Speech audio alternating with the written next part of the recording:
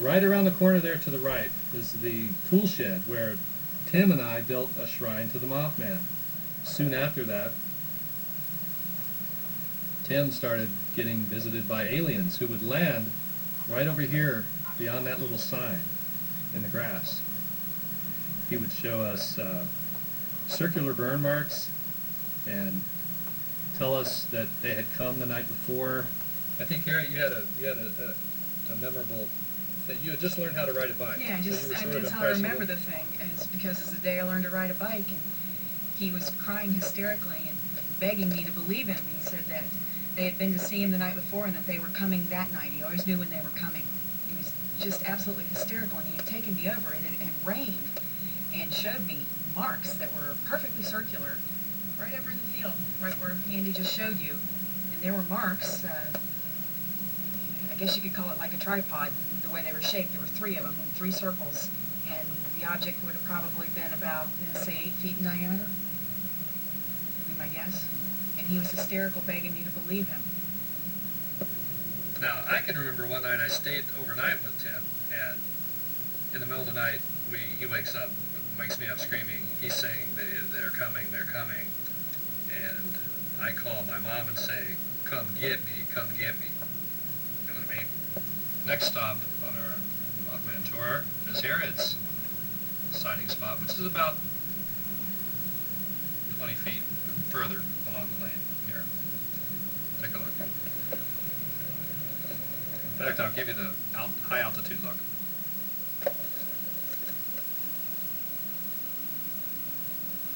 And hers also occurred over here on the right.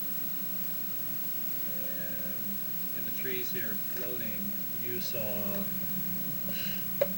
Well, for years I wasn't sure what I saw. I knew I'd seen something, and you should tell you that what I saw was confirmed with the use of regressive hypnosis, and the detail of the being came out in regressive hypnosis.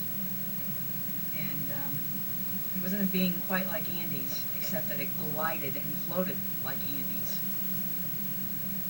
I don't think I really want to go into too much detail about what the being looked like. It bothers me too much.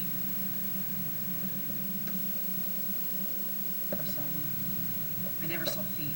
It never touched the ground. It started out higher in the trees. And it was how big? 7 to 8 feet. It was massive. It was a very strange odor at the time. What I would guess between like a mustiness, like a cave, but it was overwhelmingly strong, and also the smell of cinnamon.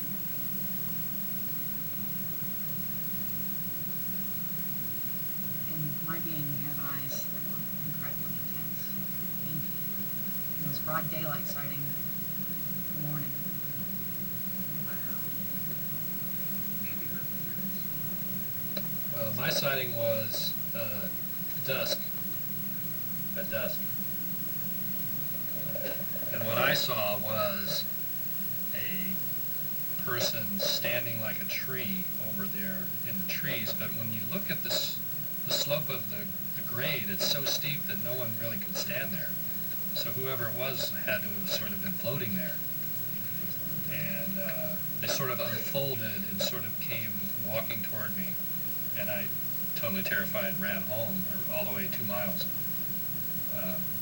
But it was like the birds, all the chirping stopped, all the crickets stopped, and I felt the tingle, and I knew someone was watching me, and and then after a few more steps I looked over, and then this thing steps out, and it was like taking steps but floating at the same time, kind of thing.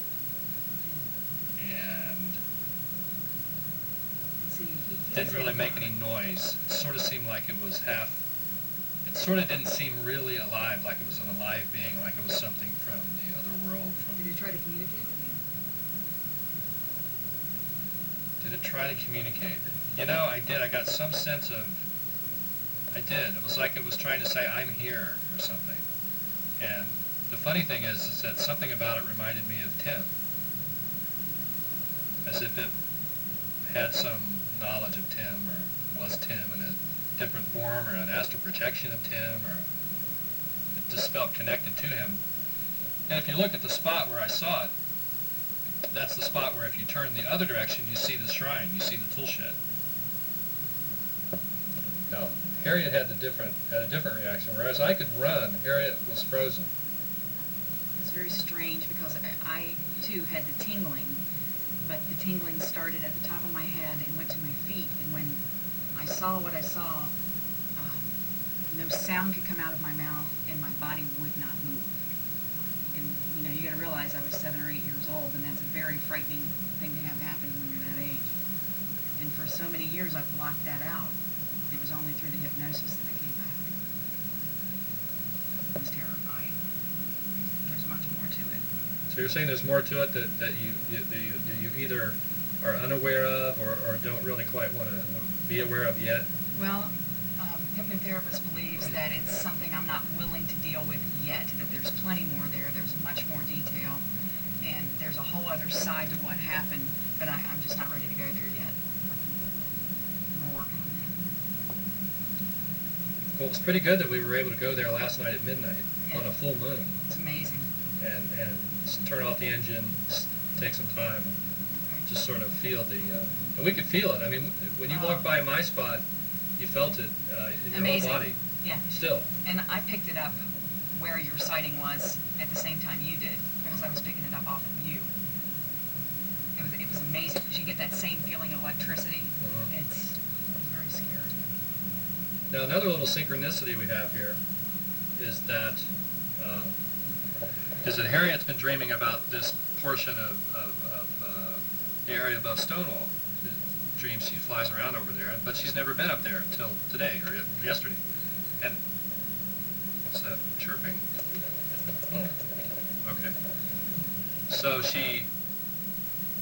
we get into town and things work out so that we stay with someone who lives in the neighborhood that Harriet's been dreaming about. And then we find out that this lady, her daughter, lived on this lane. And wouldn't you guess, she lived in Harriet's house after Harriet had moved. So we will go look at that now. And I just want to mention that this lady is sort of a random friend. We've never stayed with her, we don't know her. And so it's a pretty random, seemingly random event. In the course of following the Mothman trail, seemingly random events become synchronous, and suddenly everything comes together, and what can you say? It's bizarre. Harriet's having a little bit of a freak out here as we realize that, yes, indeed, our random contact here in Charleston this reunion weekend did indeed not only live in her house, but bought her house. And I will show you that house now.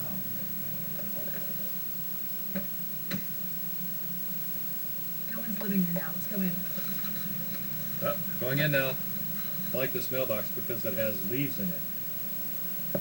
Now, Harriet may not want to tell you this, but I'll sort of tell you. In this driveway that we're sort of pulling off into here, Harriet's dad was once car bombed. Harriet's dad worked on some secret NSA projects back in the 60s, and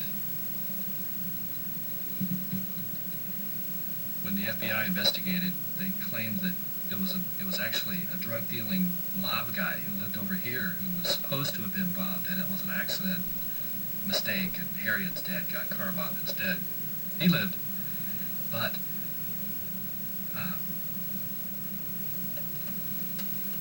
they found drugs in the woods here, a suitcase full of heroin. And Mr. Bruno was taken away on charges of racketeering, I believe. And when we went to research and find out what happened to him after he was put in prison, we could find no record of the arrest, even though the arrest was in the Charleston paper. The official records, prison records, and so forth are missing. And another thing I'm going to try to get Harriet to do here is show us where, back up on the hill here, she had another sighting. It was an actual UFO sighting, a cigar-shaped UFO, unconnected to the other sighting down the road, where she believed she had some missing time. And when she went back to find that spot, again, she couldn't find it. It was almost like it was in an alternate reality or something. So what we're going to try to do is try to find that spot today. Well, here's the house, as you can see.